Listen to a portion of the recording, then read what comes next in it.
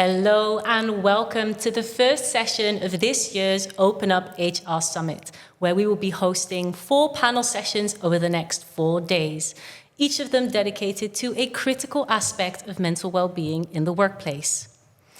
During today's session, we will be diving into the topic of mental well-being in hybrid and remote workplaces, specifically focusing on how to create a supportive, connected, and healthy work culture in the digital era.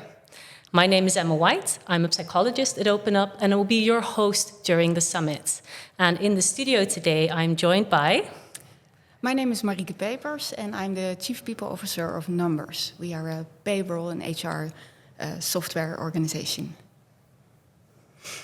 Thank you, Emma and Marieke. My name is Selina van Panhuys, and I'm the Head of Product at OpenUp. Well, a very warm welcome to Marieke and Selina. Thank you for being here and also your flexibility in some adjustments to our panel discussion setting. As you may have noticed, 2 of our panelists are unfortunately not here today. Jesper Viveen and Svenja Dietrich couldn't make it due to personal circumstances.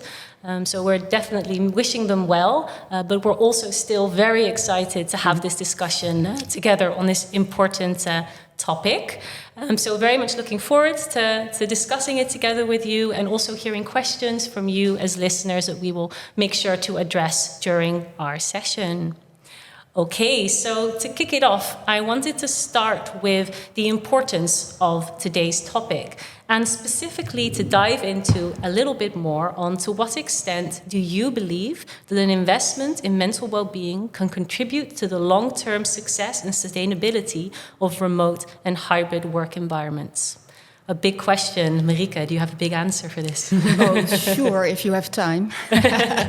No, I think the hybrid and remote both is so new in the end for us that it's important that we keep our close attention to how people are actually functioning in this new setup. And so that is my big answer. Give it the attention it deserves to make it succeed. Because I think for a lot of people, this is a model that will be very important for their lives and the combination work-life balance. Yeah, so the big answer is it has to have attention. We need it as a company. And what about you, Selina? What are your personal views on this? Yeah, well, I really believe that well-being, whether it be offline, in-person, or hybrid, or fully remote, is so essential. It's all about how do we ensure that all the employees are the best versions of themselves for their role, right, in order to really contribute to the company. And it's not just because somebody is out of sight, literally, at home, that it therefore deserves less attention. It deserves as much, and maybe at the moment just a little bit more because it's so new, as you say. And so in a way, it hasn't changed, right? Well-being is important regardless of how and where you work. Yeah. But the thing that we have noticed more and more, especially since COVID, is that this transition to more hybrid remote working is happening. Mm-hmm. So also here it needs attention.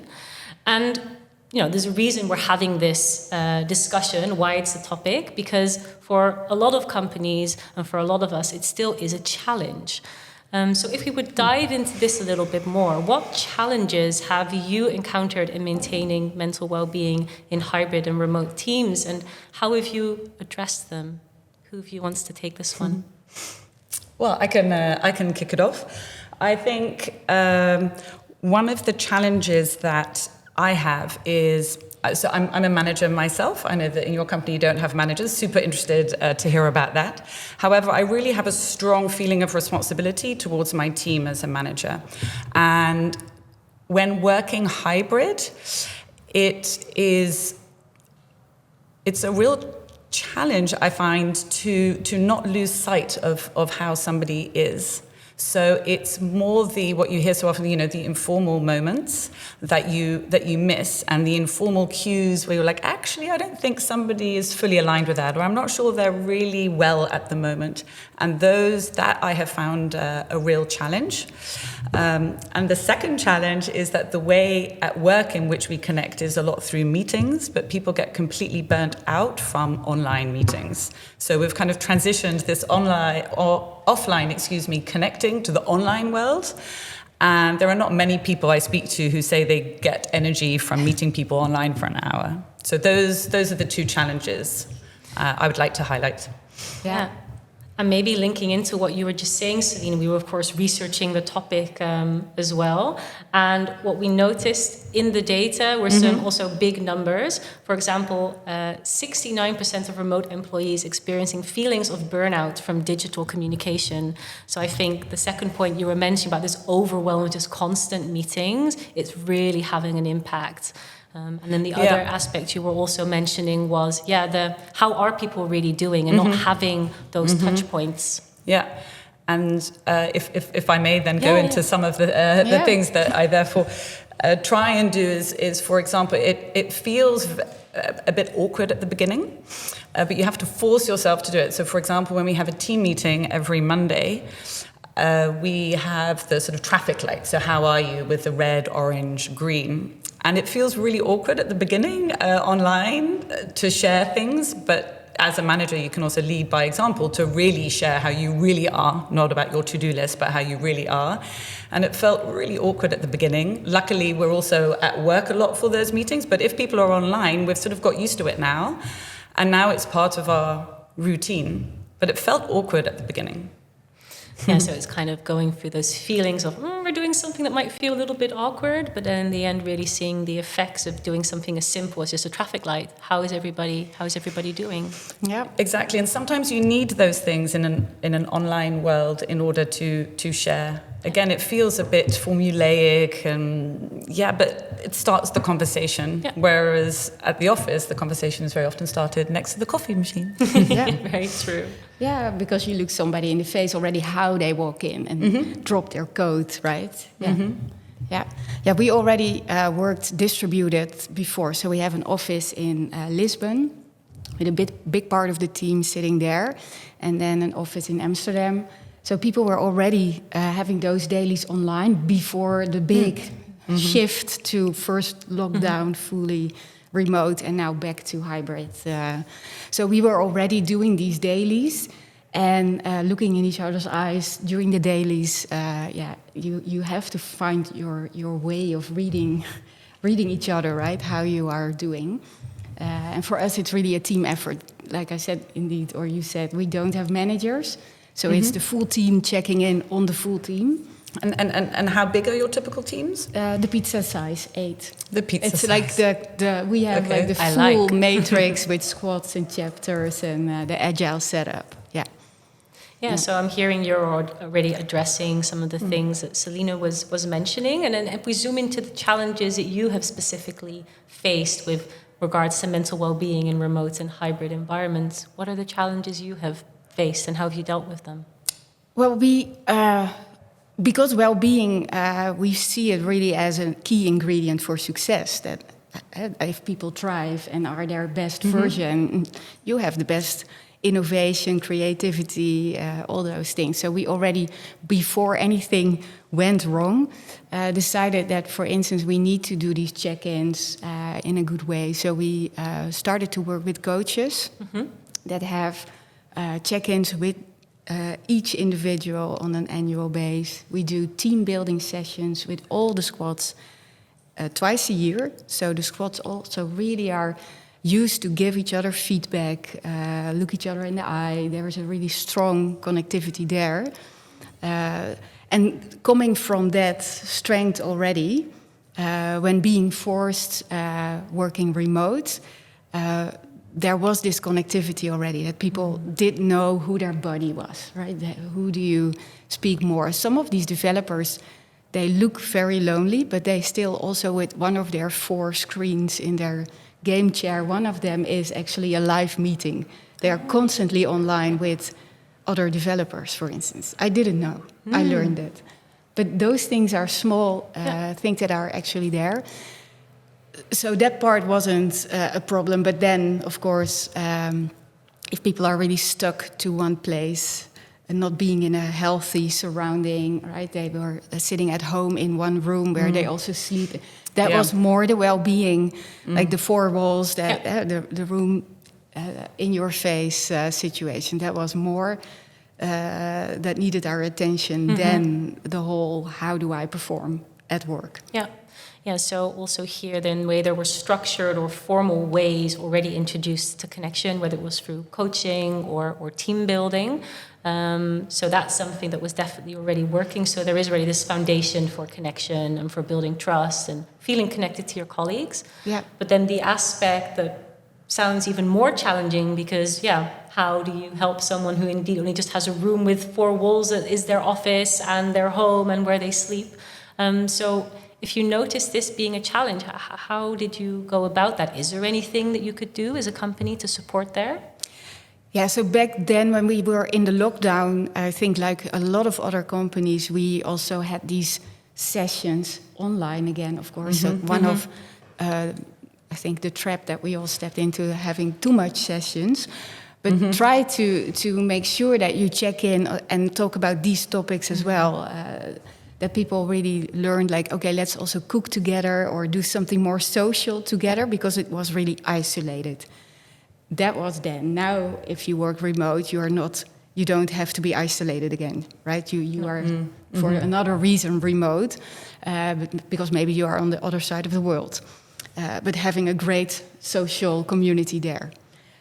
So that was a different situation. And I think now loneliness in the workplace is a new topic. It's more about not being able to learn from just looking at others. Those aspects are more important now if you look at loneliness in the workplace or for employees. So it's all still changing. I think in 2 years, my answer will be different.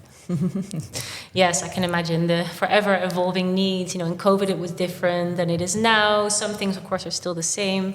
But tapping into what you were just mentioning about loneliness, also in the data, we saw that 55% of employees feel lonelier at work than before going hybrid or remote. So linking into what you were already mentioning, how can we ensure that remote and hybrid teams don't feel isolated, but instead feel integrated and part of the team? What strategies have you found effective beside the things that you've already just mentioned?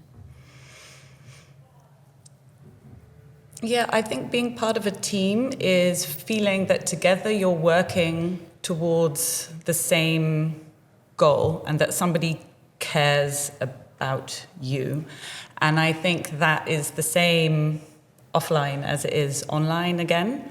However, somehow offline, you feel it more than you do online. So you have to make a really concerted effort to bring that feeling of, oh yes, we're all in this together. So for example, at OpenUp, in our company-wide meetings, we always, and this can be people are offline or online just because of the nature of our business, but we will always have a bit about what we're actually achieving as a company as a whole. So we talk about impact stories, so how we have helped maybe particular companies or teams or people. And again, it sounds really formulaic, like we will have it at every meeting, we will have this, but it really makes a difference. And so then you feel, oh yeah, this is why I'm doing the work I'm doing. And that's really important to remember because especially in online meetings, one feels one has to be very effective and productive and talk about work, but it's those softer things that then provides that feeling of this is why I'm doing what I'm doing. So that's the feeling of working towards a common cause. And then what I was mentioning before, that somebody cares about you. I believe we at OpenUp, we have our HR department gives us guidelines rather than strict rules of how much to be in touch with people in your team, team cadence. I really appreciate that as a manager, that I'm given these guidelines and then I can figure it out for my team what makes sense. But that there are some guidelines given as to make sure that you do keep that connection, that there is somebody who cares about you, and that if you're having a tough time, you know who you can come to. Yeah, so it's really this mix of being clear on the intention that we care about you, not just as an employee, but as people as well. But then also that there is this focus on, okay, but what are we trying to achieve together? This kind of collaboration, connection to a common cause that you're all working on. Exactly, and not just the to-do list. It's so easy to, in our morning stand-ups, right? I mean, of course they have to be as well about what you're going to do that day, but you need to dilute them sometimes with, let's all remember for a moment, why we're doing what we're doing. And I thought it was, and this was an online example and one that was a real example to me. But for example, we were celebrating a certain success as a company from Q3. And then there was somebody in the Slack comment, so this was online, who said, oh, think about all those people we're helping. And that to me was like, oh yeah, and that feeling of connection and why we're doing what we're doing was brought home, not just about the success as a company, but the people we're helping. So that is also an example to me to also do that more to my team. This reminds me of a saying that I once read somewhere when we're about connecting with our why. And they were talking about a builder, and a builder can be looking at what he does as, I'm just laying bricks. Yep. But then you can maybe connect to a larger why as well, but those bricks are going to create walls. And walls stand for safety or for whatever you want it to stand for.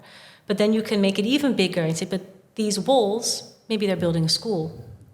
And that is, of course, an even stronger why that you can then connect to. So maybe linking into what you were saying about just the to-do lists versus, okay, but what are all the things that I'm doing actually working towards? Exactly. And I think we all have a responsibility within the company, like every employee within the company, to help each other see that. Yeah. And you can lead by example, by pointing that out, and then you hope it dissipates. Yeah. Thank you for sharing that. And what about you, Marieke? What are your thoughts on this? Yeah, but I really like it. We also have we limited the amount of company meetings because we had too many. Yeah. Because of where we came from, and then made it really about the people, like what are you achieving, what are you working on, have an open mic session for all the teams. And people are really proud if they can present what they have accomplished, and it's all for the greater good, indeed, also for us. So we have monthly also the financial update and the business update, and then people know what are we actually working on. So people are very aware of what is going on. I think indeed that feeling of accomplishment, that you contributed to it, that is what is so important, that you really matter, because you can have this beautiful purpose, but what was my part in it, right? What did I really do?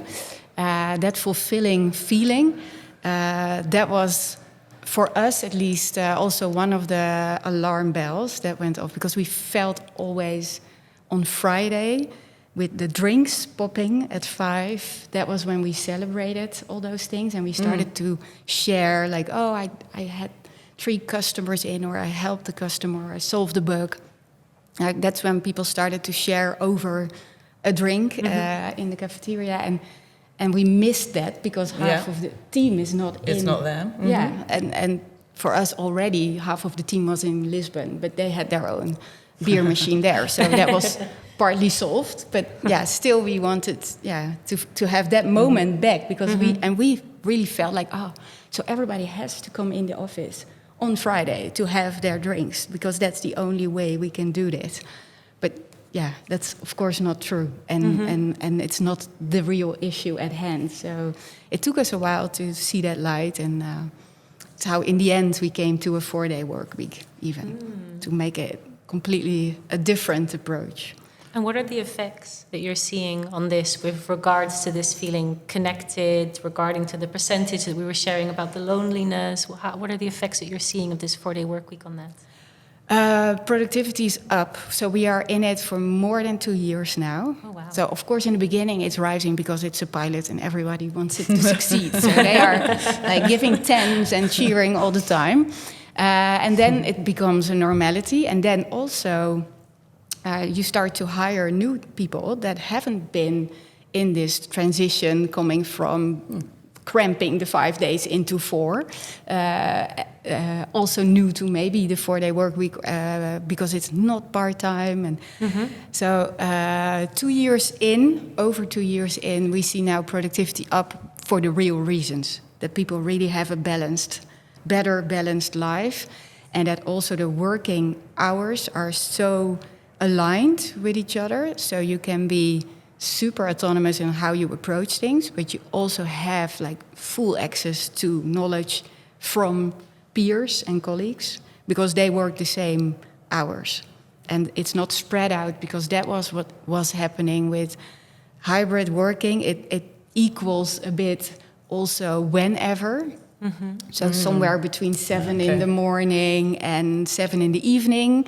And people went to the hair salon in the middle or took a nice yoga lesson, because it's also something we thought that was a nice thing to do. Like, hey, look after yourself and take your time and do whatever. But that was how we actually lost all flow. And so when we realized for us, this is our case, of course, when we realized for us that was what was happening, we really told people, okay, this is the exact time that we all have lunch, resulting in people in the office having lunch together. And if you are at home, that's when you walk your dog or you can do something private. But all the other meeting times, everything is so aligned that you also on Thursday are so tired and so accomplished and so happy that it's weekend. That it's so fulfilling. So it's like rounding up and a balanced life. People do the most beautiful things on Fridays. And I think it will definitely help with retention, because some people stopped working and then because they finally wanted time for a hobby or something, and now they can do that hobby on Fridays. Yeah, I see what you mean. So instead of giving flexibility in the 5-hour work week, which meant that people actually also didn't know what to expect from one another when you're there, and that then it's sort of, okay, we expect it in the 4 days that we work, this is what we expect, and being very clear about that. And then Friday is up. Do you. Yes, and you do you. We have financially one error, because everybody started to do a training. Because before we told people 20% of your time you can also spend on personal development, professional development. And 20%? 20%. Okay, that's a lot. And nobody did it. Like a few people. And now people do it. So now we constantly get these invoices of the most cool and important trainings for people to develop themselves. Wow. And that also then actually goes back into your performance. Innovation and super inspiring. Thank you for sharing. And Selina, are there any other things that you have noticed that are helping you in addressing this aspect of not feeling connected or the loneliness? You've already addressed a few things. I'm just seeing if there's something tangible that we could also maybe still add.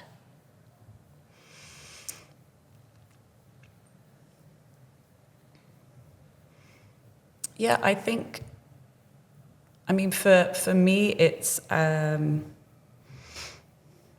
just trying to think of something tangible that I haven't said yet, because what comes back to me is the whole time of not assuming that people's needs online are any different to offline. So the social aspect of well-being, as well as the physical aspect of well-being, as well as the emotional aspect. That's what we have at OpenUp.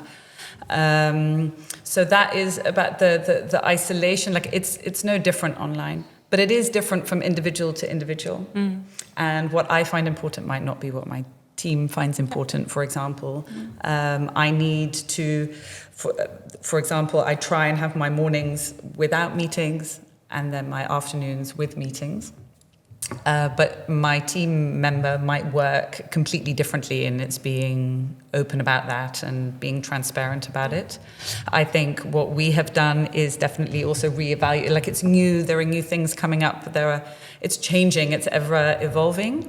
So having frequent check-ins with each other from does this still work? I think that is the killer of all productivity, are recurring meetings that are just there because they are. Nothing more sapping of my, energy as far as physical well-being is like a recurring meeting without a purpose. It's always checking in with each other, like, do we still need this? And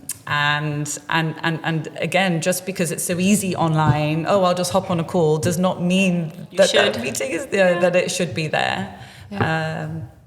so staying awake, questioning, is this still right for us as a team? Yeah. I think that's important.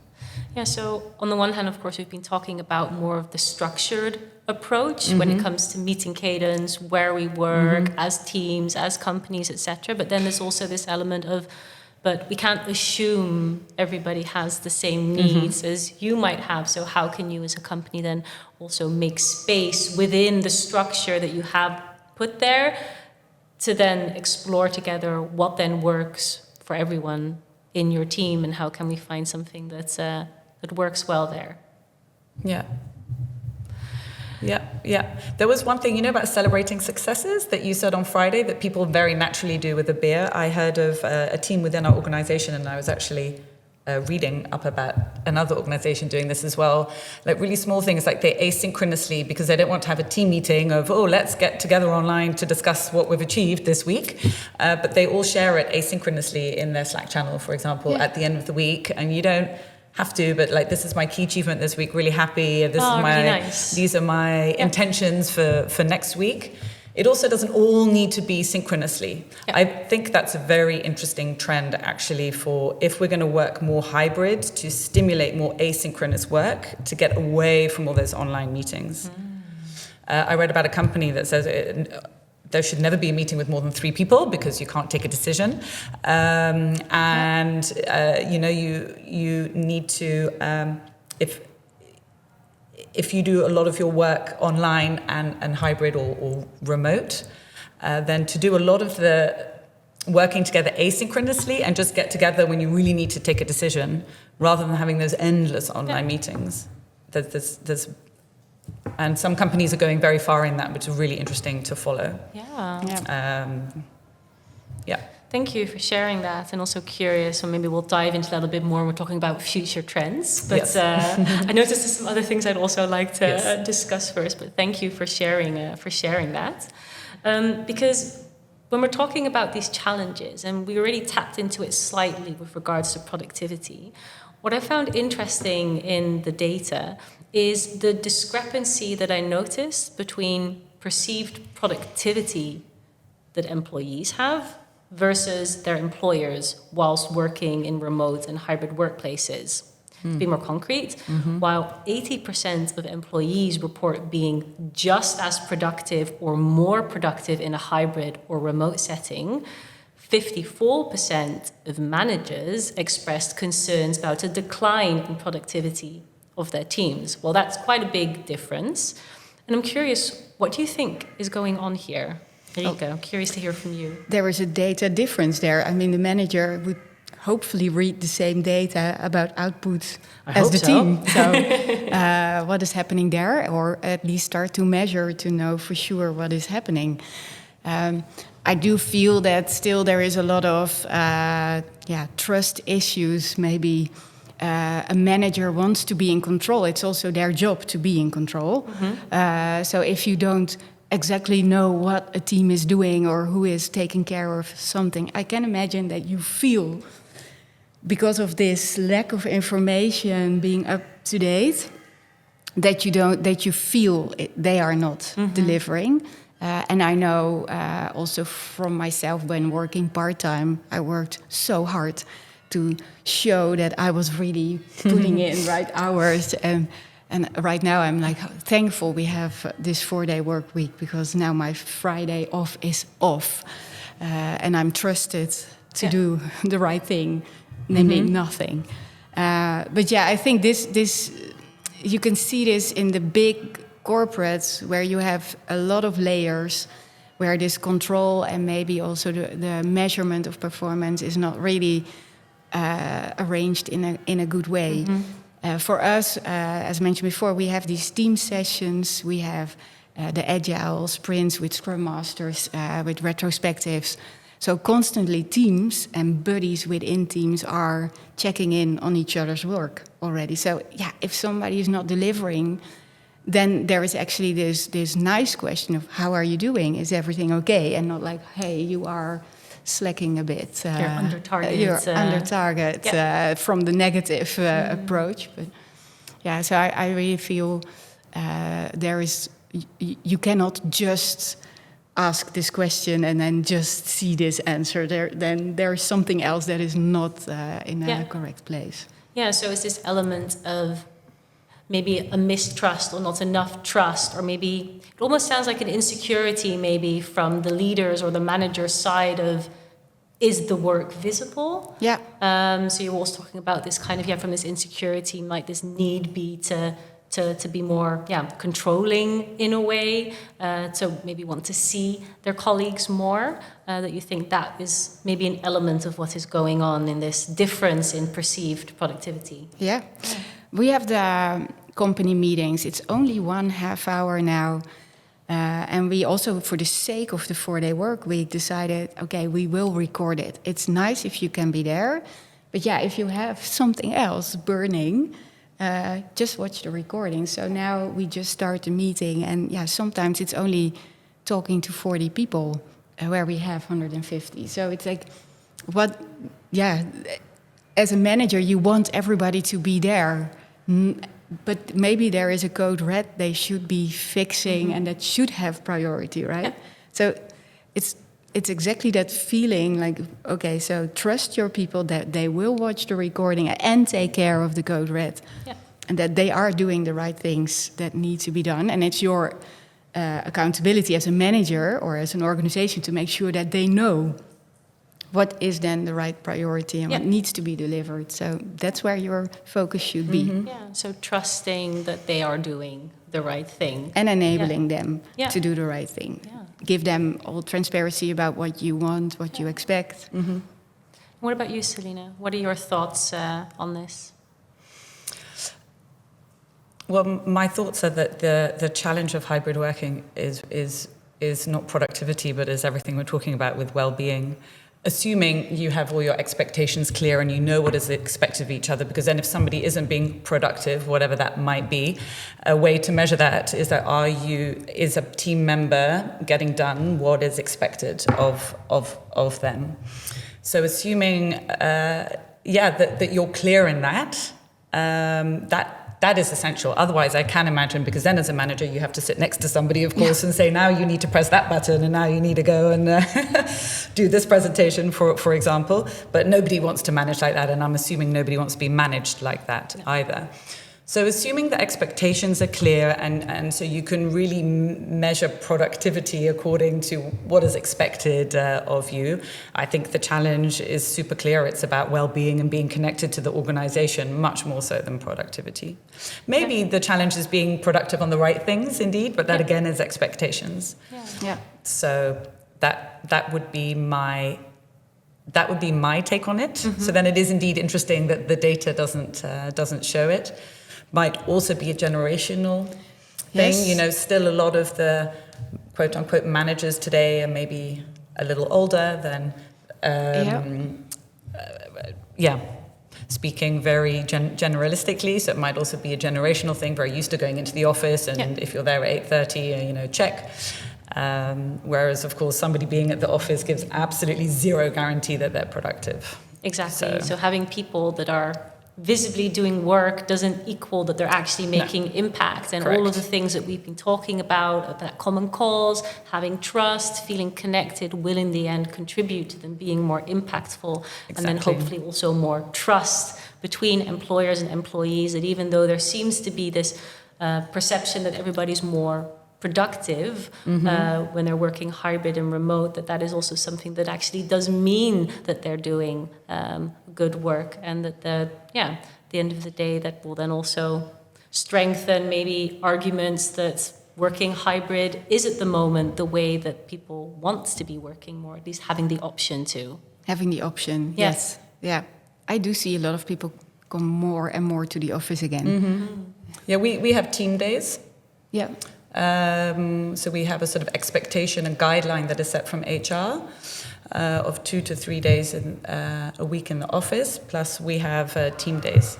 Yeah. And that's also helpful to provide some structure. Yeah, yeah. We do say it's a privilege to make your own choices, but you also have to be aware that other people want to see you. So it's your not decision to make to not come at all for a week. it's nice, but maybe your team wants to indeed be there, or another colleague also is in a way entitled to also see you at work, because we have some of these rock star developers. Others cannot learn now from them. They cannot see them if you are not in the same team, and we have multiple teams. So we sometimes you do have to explain a bit. Like, we won't say 2 or 3 days, but we do say, hey, you are responsible. Yeah. And then with the feedback and 360, we hope that people also are honest in giving that feedback. So in the end, it's again coming back to this combination of the two, right? Some kind of structure there, but within the structure, flexibility and choice, and also knowing it's not always, or at least communicating to employees that it's not just about what you feel is the best for your work, but also maybe what your team members need from you and what you need from each other as well, and making agreements on that. Yeah, it's a really interesting nuance indeed. It's not actually just about you. No, it's not. And that's, I think that which I think we can sometimes forget. Exactly. I think that's settling in. So that's why I think a lot of the people, if I look at myself, I in a way liked the lockdown.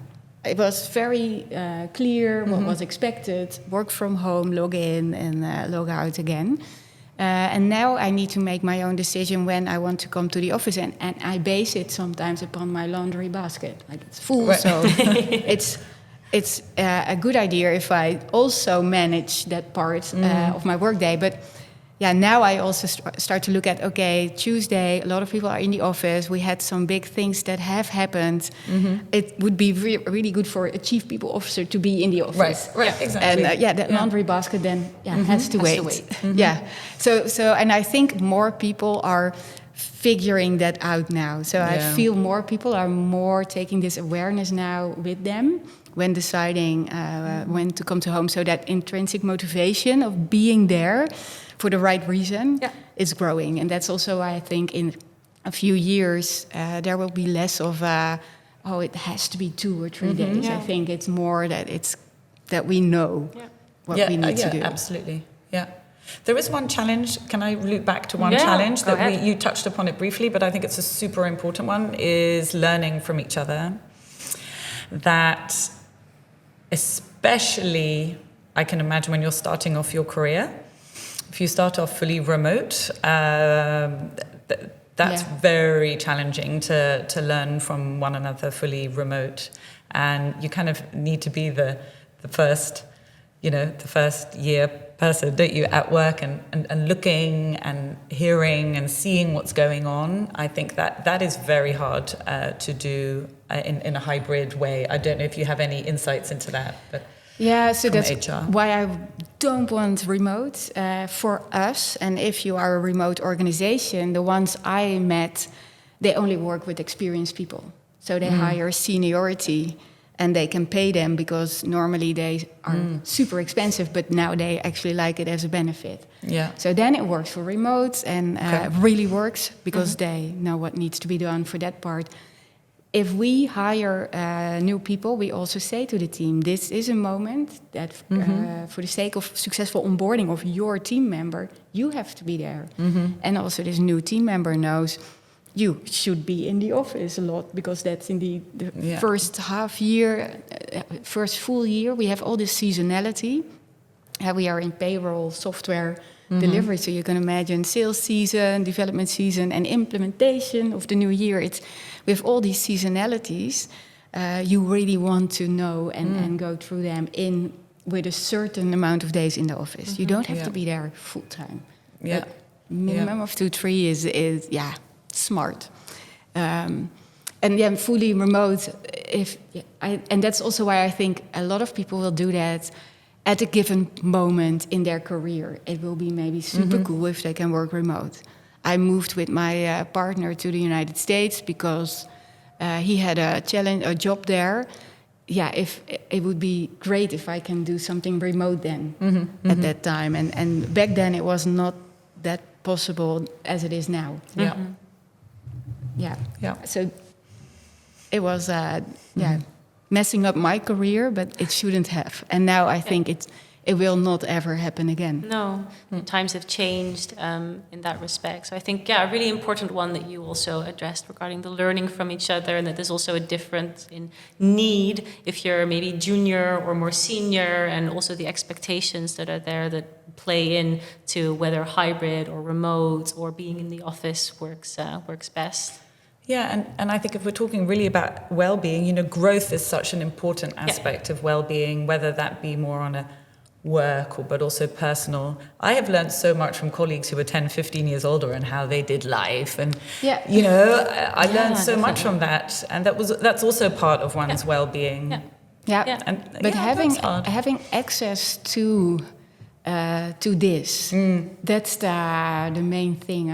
We always say, you have to have trust and collaboration and autonomy, but having access to all the, not just tools and meetings and processes, but also indeed people and how they do their lives. 100%. If I think about my first years at work, that's where the growth spurt's just enormous, and it's priceless what you then learn and what you gain from a lot of informal things as well. So a really important one to highlight. I've heard a few things shining through with regards to maybe future trends. So what trends do you foresee in the future of mental well-being for hybrid and remote workplaces? And how should HR professionals, our listeners, maybe prepare for that? I'm certain well-being is going to be more important than it has ever been. I think when I was studying HR, it was not a topic at all. It was sickness and absenteeism, but it was not about really well-being.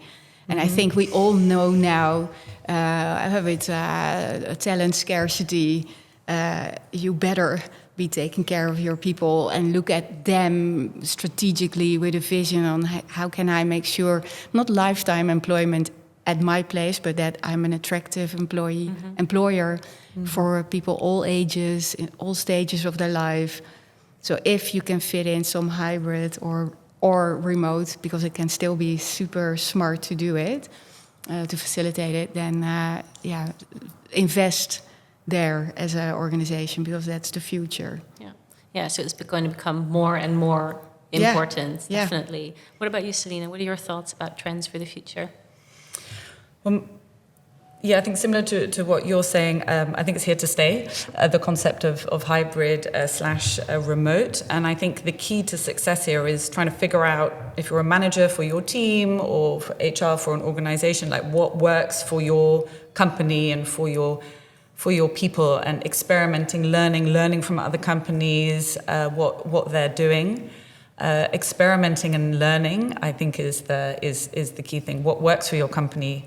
Does an online Friday evening drink work or not? You might surprise yourself, and it might well work. And I think that the trends are that people are going to really experiment with what we see now as pretty extreme cases, right? So there's the company of an unknown name in America, which and they're forcing everybody back into the office. Now we think that is extreme, but 5 years ago that was completely normal. But there are other companies that are 100% remote, but they get together every month. There are going to be all these varying ways of doing them. So keep your eyes open. What's happening? Learn, experiment, have successes. Maybe learn from things that go less well.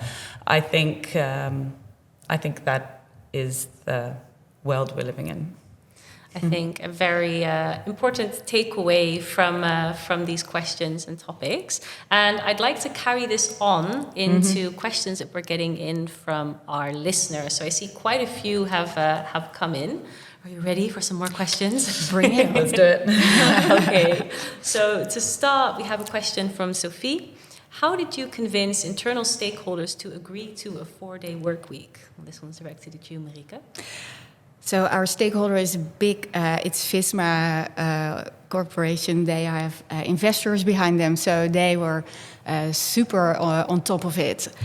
So we measured everything we could, like not just sickness and absenteeism and retention, but also productivity, the ratings that we get from customers, because that says a lot about innovation in the tooling that we deliver. And we started with a pilot.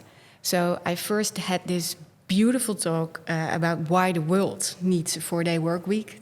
We have to share resources with everybody because we need to do more than just paid work. We also have to do some caregiving.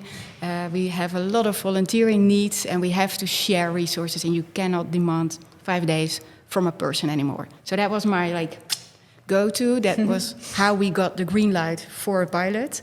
And then we had first 4 months and another 6 months to prove that we were indeed being more productive, and we succeeded in that. And it was throughout our also the big main crazy season, and it worked out well. So, wow. So yeah, they couldn't agree more than continue and make it a big success. A strong story, a strong why, and strong data. Yeah.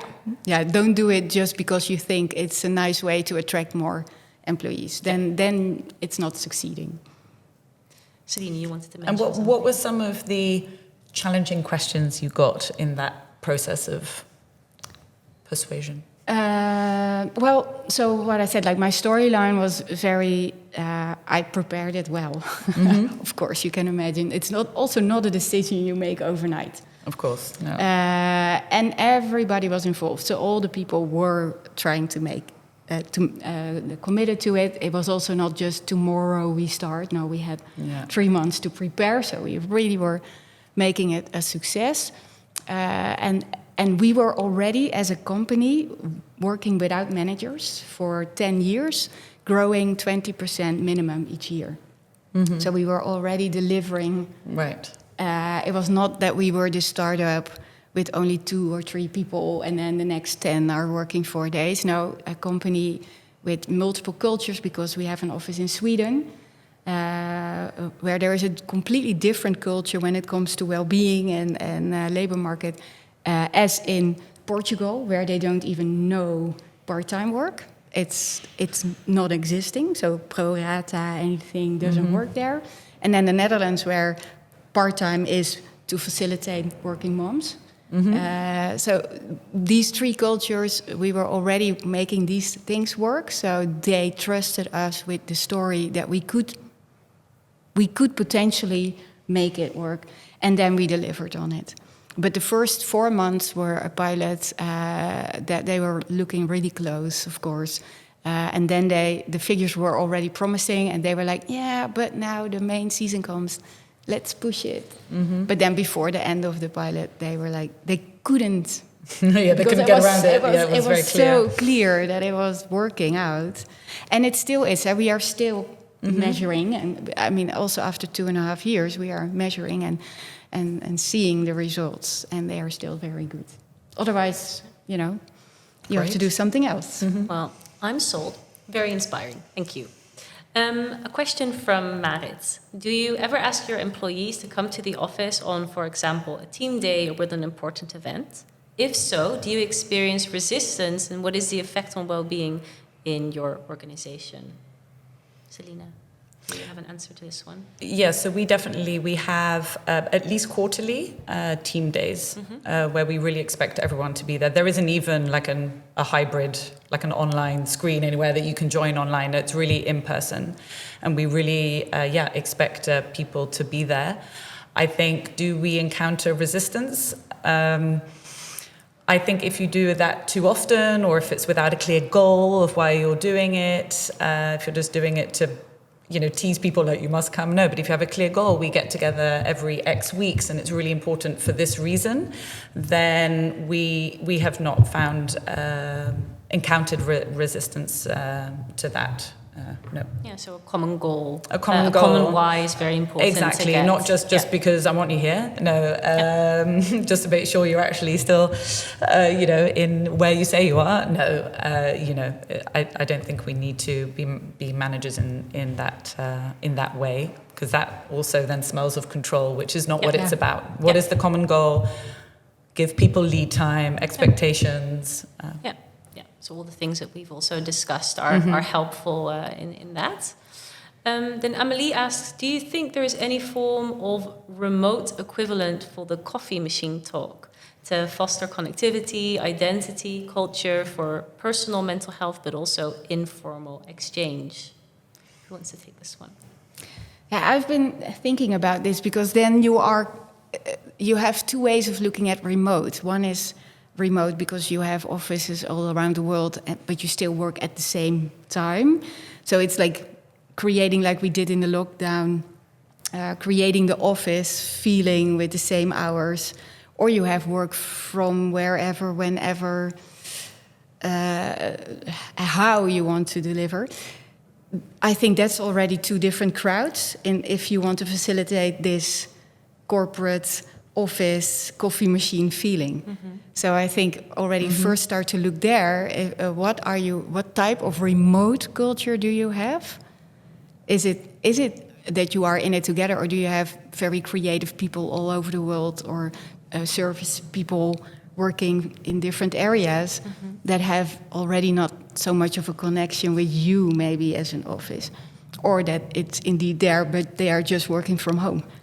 So because then you have these beautiful apps that can help you, and games and cool stuff for the weekly coffee machine talks, but you can also do it like once a month, have this remote all hands online thing. Yeah, so it's initially understanding what's the status quo, right? Yeah. What is the culture at the moment, and what are the needs there? And then what type of virtual coffee talk moments would then fit best within what we already see? Yeah, yeah. We came from an office organization, but we already had the different places. So we actually had a live stream from the two coffee machines. At one point in time, just to... That's hilarious. That is so funny. It was, and it was really just waving at each other in the morning, and then you could really see, like, oh, they have a public holiday, banking day, because the screen would be black all day. But yeah, at one point it got lost, and sometimes we talk about it, like, do we need to reinstall it? Yeah. I like that. And what about you, Selina? So at OpenUp, we also have taken it to a very literal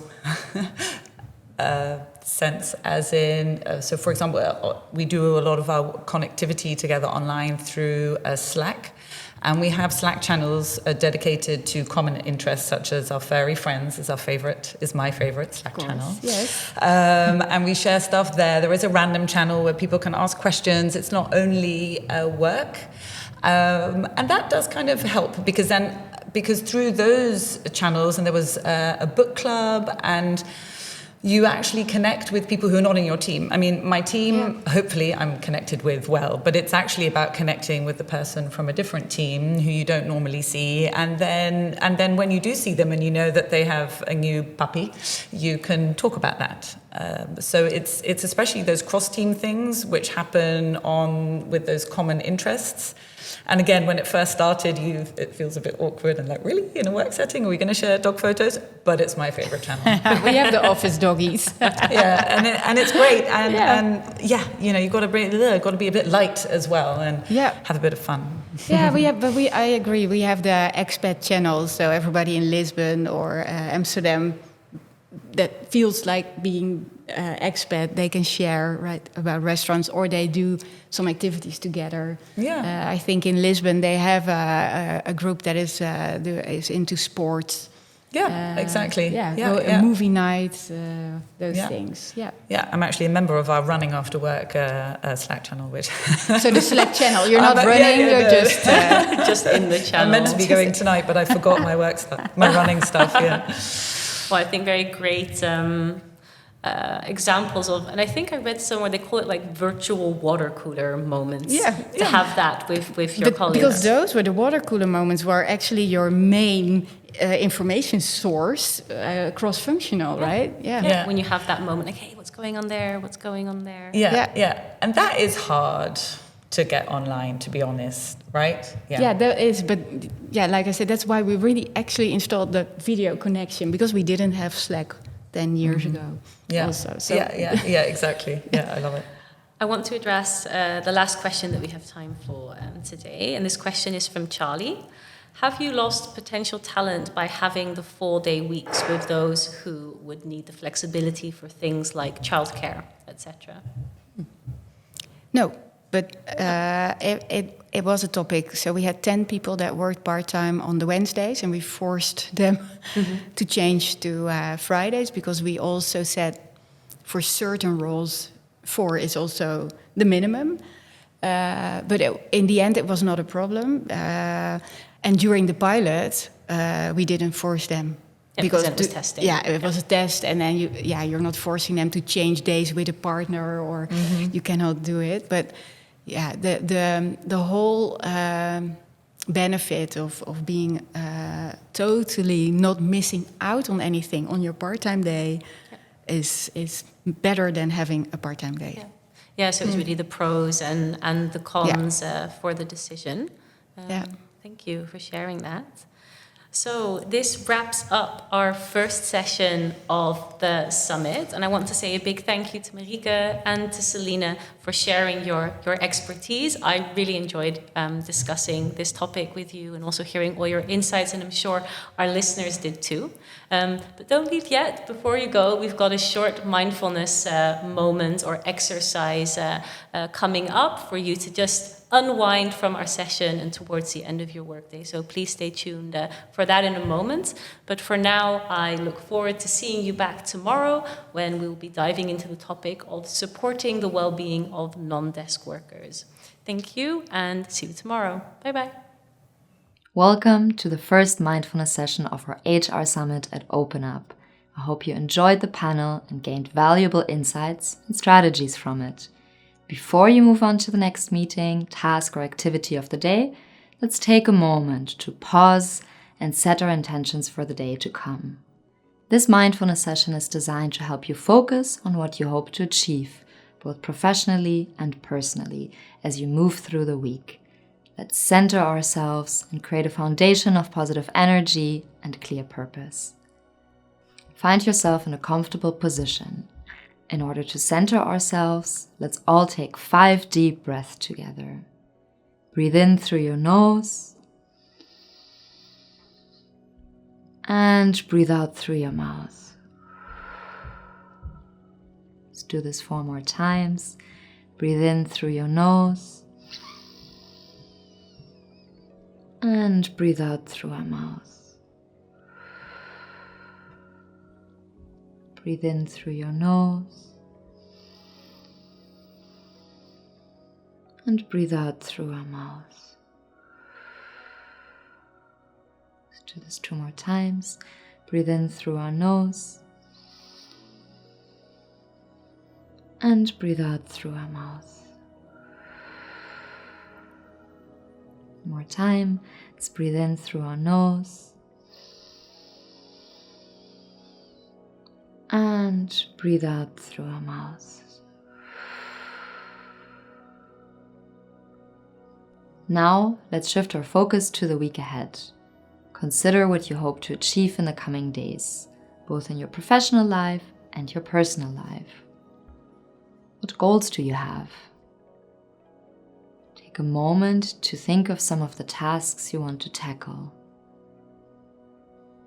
What values and energy do you want to embody this week? Take a moment right now to visualize yourself moving through the week with purpose and clarity. See yourself achieving your goals.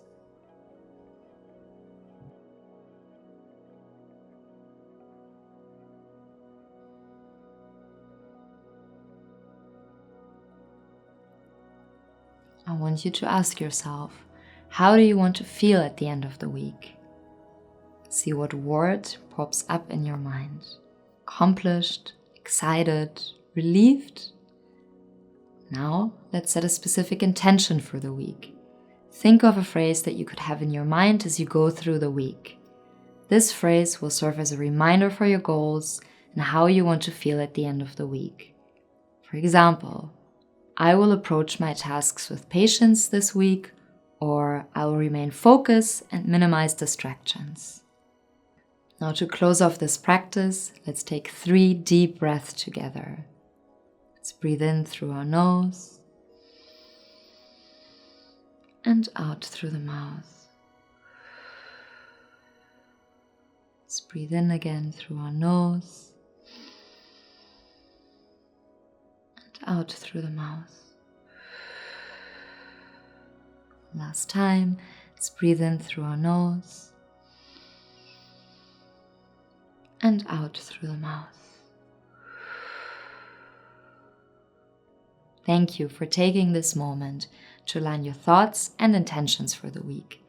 As we close the session, carry forward the clarity and focus you've cultivated into your next task.